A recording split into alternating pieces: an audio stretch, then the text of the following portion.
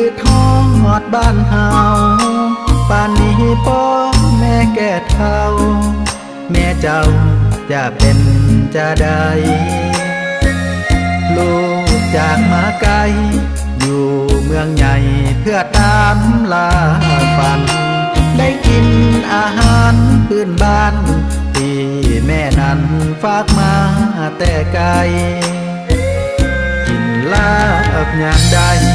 กินอ้อมยามใดต้องใส่มาแข่นคือว่าเป็นสายแน่นผู้แขนถึงคนดอดใจรอกันเด้อบ่เหมือนจะไปขึ้นไปหากความฝันเป็นจริงยามใดจะปีกขึ้นไปดอนใจบ้านเฮาจะปีกขึ้นไป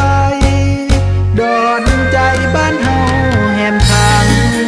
ตอนมีชื่อเสียงโด่งดังจะถอยกลับหลังคืนสู่บ้านนาบุญออกพรรษา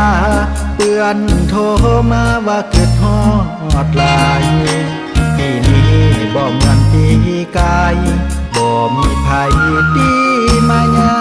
ดใหม่อยากไปเต็มที่แต่ต่างนี้ยังสู้ฝันไฟดิ้นรนอยู่กับแสงไฟกลางเมืองใหญ่นครเวียงจันทร์รอวันกลับมาอยากปีกไปหาลุงป้าเอาหาฝากเป็นเสียงเพลงส่งมาจากใจเจ้านาลูกหลานดอนใจ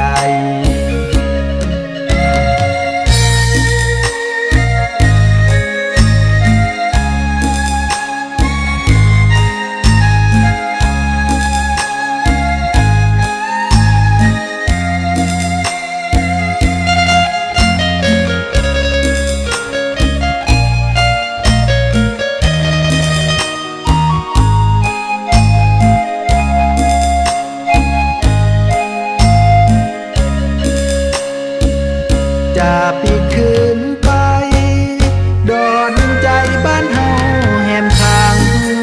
ตอนมีชื่อเสียงโด่งดังจะถอยกลับหลังคืนสู่บ้านนาบุญออกพรรษาเตือนโทรมาว่าเกิดฮอดหลายปีนี้บ่เหมือนปีกายบ่มีภัยดีมายาดใหม่อยากไปเต็มที่แต่ต่างนี้ยังสู้ฝันไฟดิ้นรนอยู่กับแสงไฟกลางเมืองใหญ่นครเวียงจันทร์รอวันกลับมาอยากปีกไปหาลุงป้าเอาหาฝากเป็นเสียงเพลงส่งมาจากใจเจ้านาลูกหลานดอนใจหอมกินมากแค่นยามใดอยากจะปีกไปเกิดฮอดบ้าน